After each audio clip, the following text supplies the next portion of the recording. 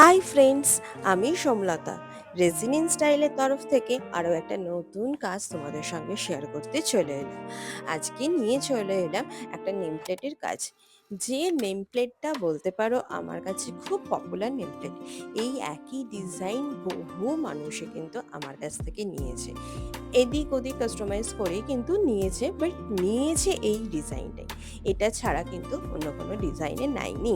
Even flower combination, পিছনে ব্যাকগ্রাউন্ডের combination, পিছনে ব্যাকগ্রাউন্ডের এফেক্ট সবই কিন্তু মোটামুটি এক নিয়েছে।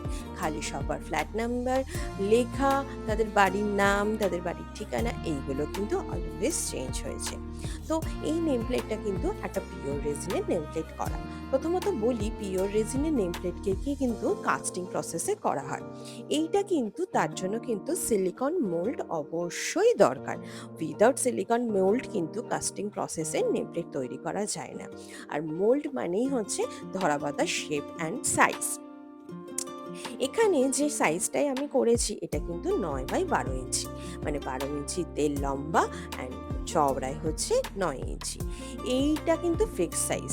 এরপরে সাইজটাই কিন্তু হচ্ছে 12x16 ইঞ্চি, চৌকোর মধ্যে, মানে স্কোয়ারের মধ্যে, সরি রেক্ট্যাঙ্গেলের মধ্যে, স্কোয়ার নয়। স্কোয়ারে কিন্তু অন্য সাইজ অ্যাভেলেবেল, কিন্তু এই 9x12 আর 12x16ই কিন্তু অ্যাভেলেবেল। এর মাঝে তোমরা কিন্তু অন্য কোনো সাইজ বললে সেটা কিন্তু আমার পক্ষে দেওয়া পসিবল হবে না। সেটার ক্ষেত্রে কিন্তু তখন তোমাদের এমডিএফ এ রেজিন কোটিং প্রসেসে কিন্তু করাতে হবে।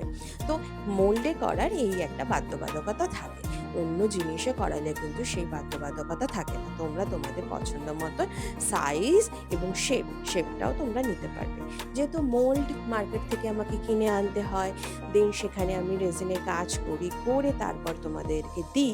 তো তোমরা ভাবতেই পারো যে এই একটা মোল্ড দিয়ে তো প্রচুর কাজ হয়ে যায়, তাহলে কেন এত দাম বেশি?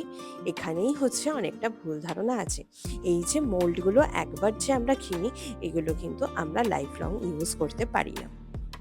কি ধরনের কাজ হচ্ছে, কতদিন ধরে মোল্ডের মধ্যে কাজ হচ্ছে, তার উপরে ডিপেন্ড করে কিন্তু মোল্ডের সেলফ লাইফ, মানে এইটা কতদিন ঠিক থাকবে।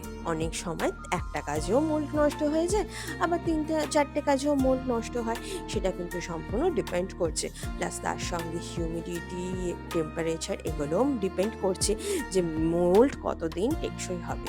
অনেক ক্ষেত্রে সত্যি সত্যি বলছি যে ভালো কাজের ক্ষেত্রে ধৈর্য ধরে কাজ করতে গেলে একটা ইউজেই আমার মোল্ড নষ্ট হয়ে গেছে। কিন্তু সেটা তো খুব একটা তোমাদের সঙ্গে ডিসকাস করার ব্যাপার নয়। অনেকের এটা জিজ্ঞাসা থাকে বলেই আজকে ভিডিও তোমাদের সঙ্গে